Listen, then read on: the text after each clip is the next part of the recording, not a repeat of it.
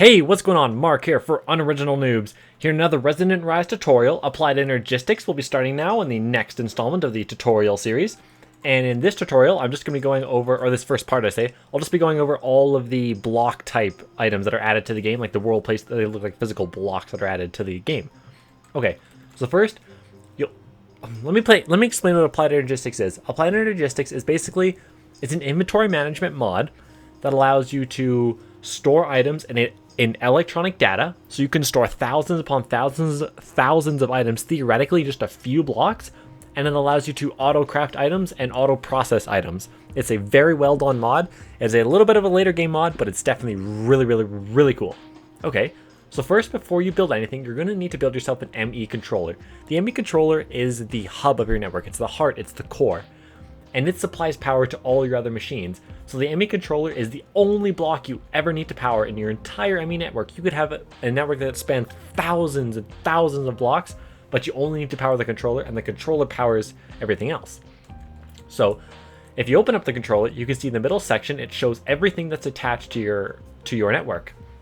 So I just have one of a bunch of blocks or a bunch of items because I have them all connected for demonstration purposes, and I just have a creative cell in the back. Now, the system can accept AE power units, which is the Applied Energistics form of power, except they don't actually have their own form of power generation yet. You will need other mods to supply with power. So Resonant Rise has a whole bunch of things that you can do to supply power. They can accept MJ, EU, joules, and watts. They can also accept redstone flux, as you can tell from this creative energy cell back here. So you should note that and just make sure you know. All right, that's the most important block because you can't do anything without it. All right.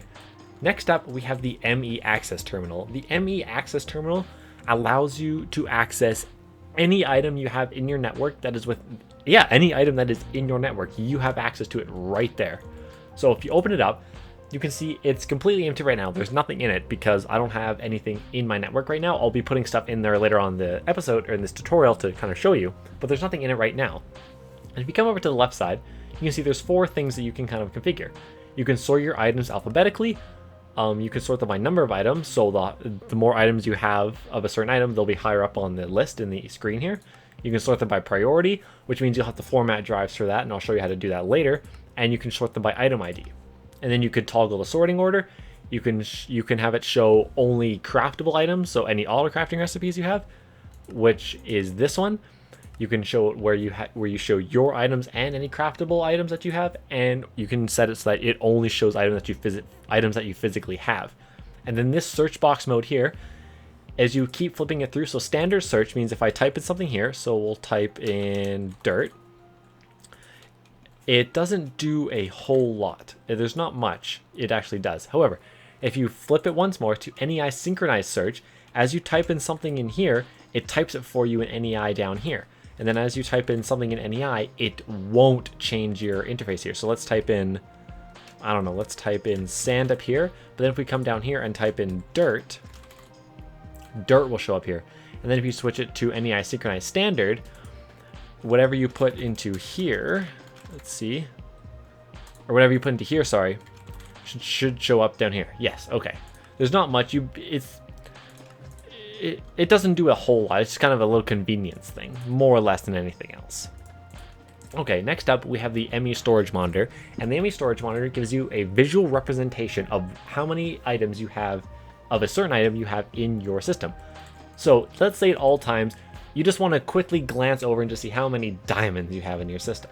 So what you do, actually we'll do it for stone for just kind of convenience, but to set the storage monitor to register an item, you just right click it on it with that item.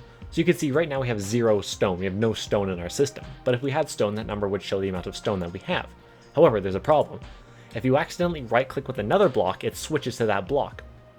To lock the monitor, you'll have to make, if you go to Applied Energistics, you'll have to get the quartz wrench and then shift left click. And I have my multiplayer chat turned off, but now you see I'm not being able to switch it back to stone. And then if I shift right click again, I can switch it back to stone.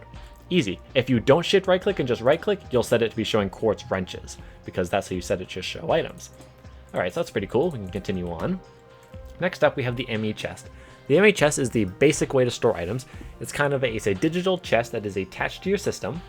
And in order to store items, because when you open it, you can see it's all black. So if we get some chiseled quartz, we can't actually put items into it. What we need are storage drives in necessity.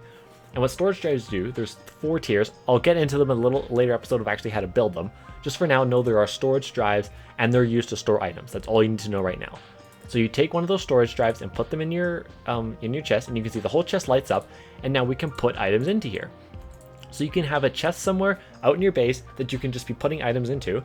And then if we come over here, you can see that because that chest is attached to our access terminal, we actually have access to that Certus quartz. So we just took it out of our access terminal, and now it's not in here. So we can put it right back into this Emmy chest and come back over here, and boom, it's in here. So we can take half of it out, and then we can go back over here, and half of it's gone. Cool, right?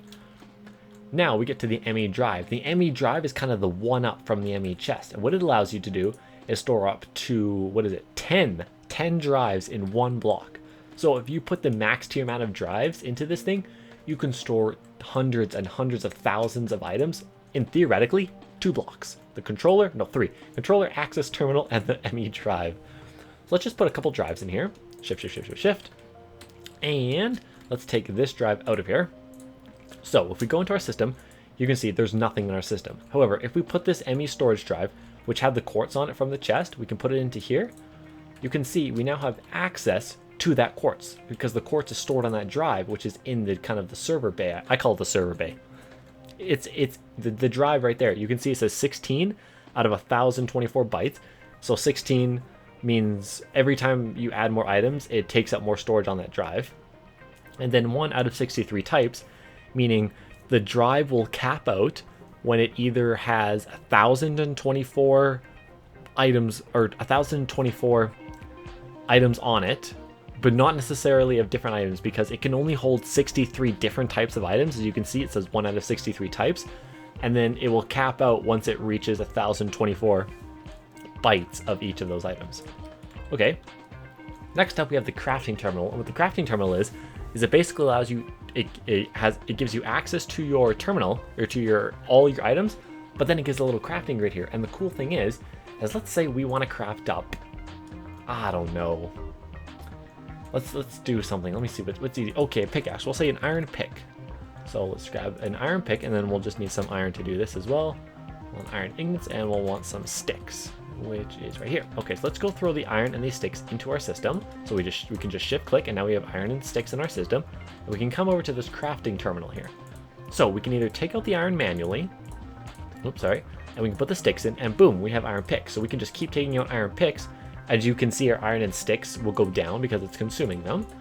Or what you can actually do, and this is more helpful for complicated recipes, or if you're just kind of making a lot of things at once, is we can go and we can type in pick. Oh, sorry, pick. We want to get the iron pick. Okay, and we can go into the crafting terminal, and bring up the NEI recipe for it. Oh shoot, I can't do this because I'm in creative. Hold on a sec.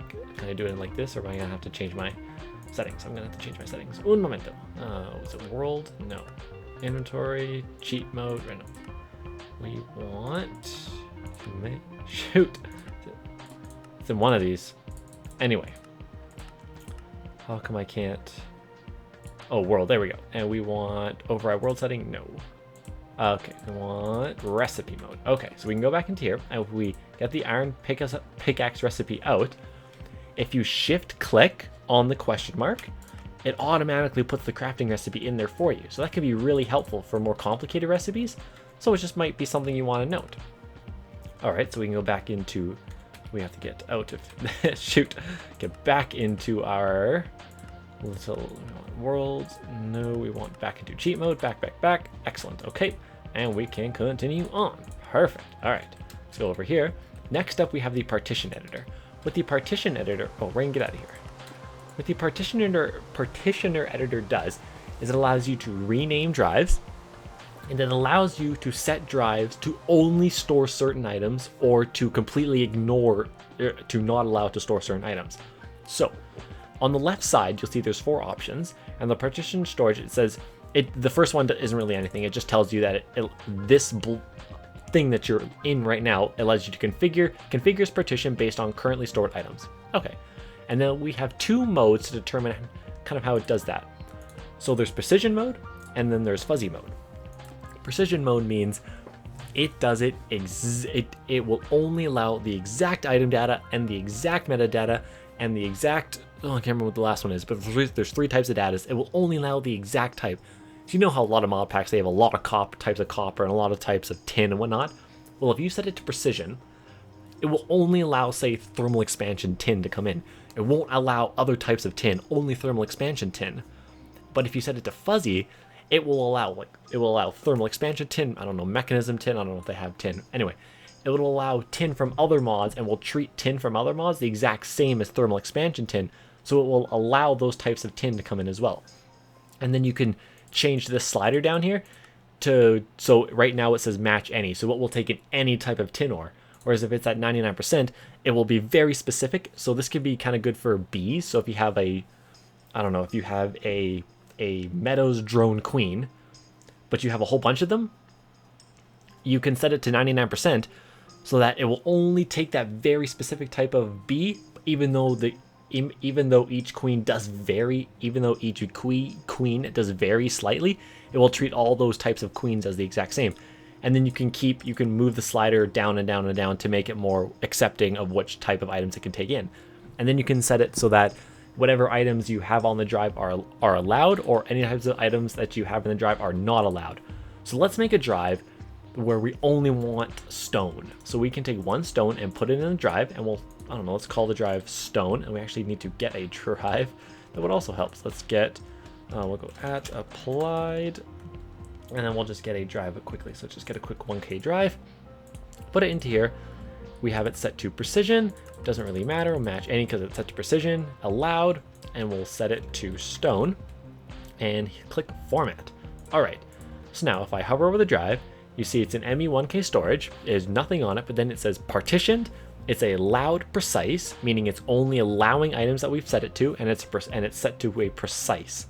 So if we go into our chest here, and we put in the drive, and then we let's get out of that and do that, and we'll get some stone and some grass. I'm able to put the stone in perfectly fine, but when I try to put grass in, it doesn't allow me. See, I'll hit my mouse pretty hard here so you can hear me clicking. It's not allowing me to put any grass in because we only set it to allow stone. So if I take the drive out, let's say I want to put grass in it now, I can go back to the partition editor, put it back in, put grass in there as well, click format, we'll call it stone plus grass. How about format, pull it out, and then you can see the new name is stone plus grass. And we can come back over to the chest, put the drive in, and now we can put in grass as well. Easy, see? Really cool. So that way you can have, say, all your ingots on one drive, and then it's kind of an easier way to organize it. All right, ME Interface. The ME interface allows you to interact with machine blocks from other mods where the kind of traditional ways AE does it isn't exactly specific enough. So how it works is you set a configuration in the left of what items you want to hold. So let's say we want to hold at all times 1 piece of stone. Because we have stone in our inventory already, our system already, so at all times it's going to try to keep in 1 stone. And then when you take that stone out of the export config, it takes it away. Now keep in mind, this is like it's a ghost item in there, so it doesn't actually consume the item in the config. However, the item or items on the right side are real items. So we put those back in, and see, there's the cool thing. So if we take half the config out, or a little bit out, you can see it keeps the exact amount. So if there's items already in here, it will add or take away items to exactly match the left side if it can. And these items are just ghost items. So that's pretty cool.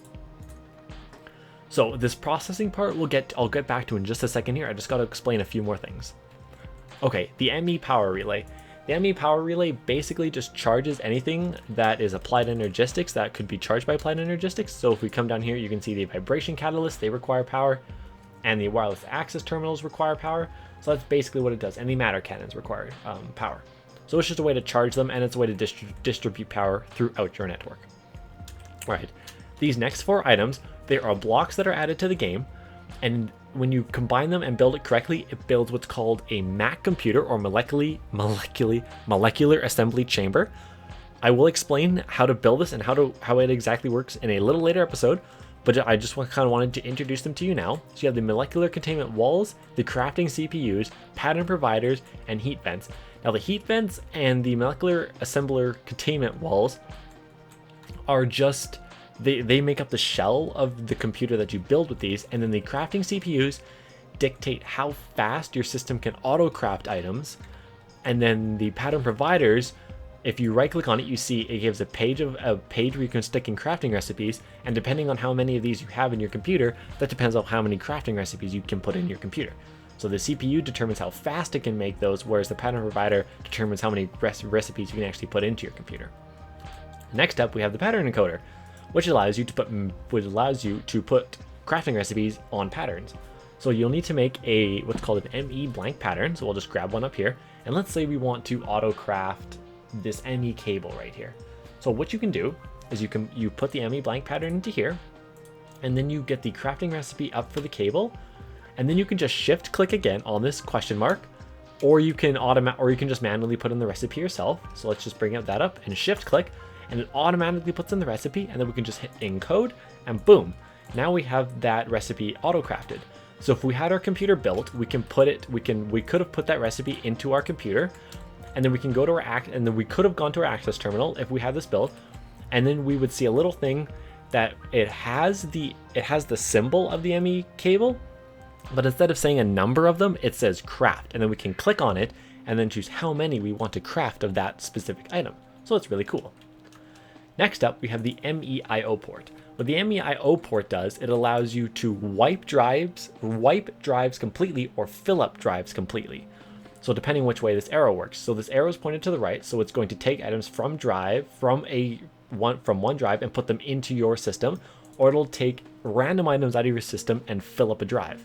So let's go over here and let's get the drive that has all of our stone and dirt on it. So that is, it's going to be in here somewhere. Stone, there we go, this one does. Okay, so let's go back over here and let's empty all the items off of this drive. So we can see it's 16 out of 1024 bytes used right now. So if we put it into here and we have it set from the drive to go into the system, so we can just put the drive here, and then it should start emptying it. And give it a minute. I don't know why it takes. Oh, there we go. Perfect. So it took all the items and it transferred them on. So now it says 0 out of 24 bytes. So the drive is completely empty. And if we take this out and flip the arrow the other way, it will take items and fill up the drive as much as it can, or dump all the items that it possibly can onto that drive. So we can go ahead and just empty it quickly one more time, and boom, emptied. Perfect. So it's just a way to empty or fill up drives. If you want to, say you have a drive and you want to partition it, you have to wipe up all, and you just want to wipe off all the items first. That's how you can do it. Next up, we have the ME transition plane, and the ME transition plane, you can expand it like this. Oops, sorry. Sorry. No. All right, sorry. You can expand it like this and make it bigger. But basically what it does is any entity that hits it or any block on it gets sucked up by it immediately and put into your system. So if we get a stack of this ME cable, we can drop it in and you can see those particle effects, and these items are being physically added to our system, and we can go ahead and grab them from the access terminal. So you could probably set up some farm system with this, or a mob drop, so you can have mobs falling on it, and then all their items that they drop will fall onto this and immediately get sucked up by your system. And it causes not too much lag actually. Next up, we have the Emmy condenser. And the Emmy condenser is basically it's a black hole. It will just suck up anything, delete it, or convert it into a matter ball or a singularity. Now, if you just have it on, and the first thing you'll need to do actually before you're able to use this thing is you'll need to get one of the tiers of the storage cells. So the small one is obviously the tier 1, and then it kind of progressively moves up, and you'll need to put these in order to have functionality. So if you have it set to the trash can mode, any items you put in will just be immediately deleted. They're gone. They're just gone. So what happens is if you pump in items, they will go into this kind of trash can side here, but they won't even show up there. They'll just be immediately deleted. Or say you have a drive full of cobblestone, you can put it in the drive up here and it will empty the drive. If you set it to matter ball, it will take items, and you can see for each matter ball, it says in kind of the description there, it says 256 per item. So you need 256 items to make one matter ball. That can be 256 cobblestone, 256 dirt, and it doesn't have to be the same item. It can be, you can have half of it cobblestone, half of it dirt. You could put a 256 diamonds if you wanted to. And then singularities. So singularities are really, really cool. They allow you to make wireless networks, which we'll go into a little bit later in a later episode. But you need 256,000 of one item. So you 256,000 cobblestone you could put into that thing in order to get one singularity. And in order to get, and because that number is so high, and because it takes so many items, you actually need to put in the maximum tier storage cluster in order for this to store enough items to make one of those. So that's something you'll note, or else you'll never be able to make that. Next up, we have the wireless access point, which allows you, as it says, basically just have wireless access to your network. So let's get a wireless access terminal. And if I just right click it right now, it's not doing anything. Nothing's happening.